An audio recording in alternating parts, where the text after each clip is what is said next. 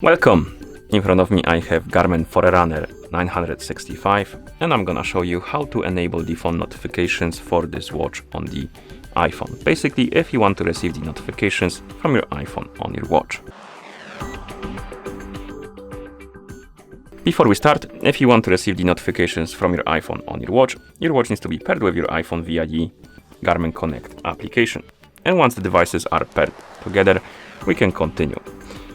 And now we need to make sure that the required permissions are allowed for the notifications to work, or basically for the Garmin app and your iPhone to be able to send the notifications to your watch. And to do that, we need to open the settings on our iPhone. So let's tap on the settings icon to open the settings. In settings, we need to find the Bluetooth option, and here, once you open the Bluetooth menu, you should see the list of my devices, and on it there should be your Forerunner 965. Next to it, there should be this info icon. Tap on it to open the menu, and here we have the system notifications, and under it there's this option called share system notifications, and this option needs to be enabled for the notifications to work. It's possible you're missing this option, and if you are, we need to close the settings, open the Garmin Connect application on the iPhone that is paired with our watch, and in the app we need to basically go to the settings for our watch. So tap on more, Garmin devices, go to or rather select your 965. Here find the option called notifications and alerts and tap on it, and tap on smart notifications. And by default, I believe the notifications will be enabled, but we can turn them off for now, like that. Go back to the main page of settings, this one, and sync the watch with our iPhone. And once you sync the devices, and we need to basically go back to notifications and alerts and turn on the notifications again. So tap on smart notifications and turn them on, and then sync the devices together again. And we're doing that basically to force the pop-ups about the permissions for the notifications.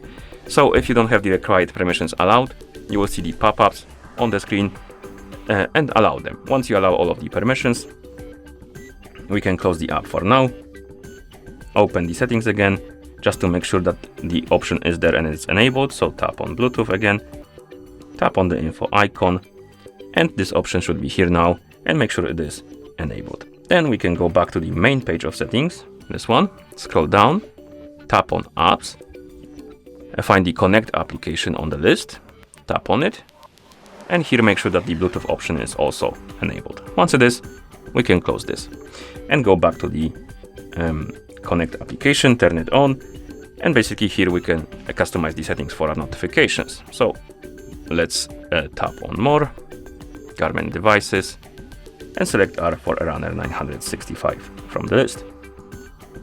Now let's tap on notifications and alerts, tap on smart notifications, and here we have two states of the watch. We have during activity and general use.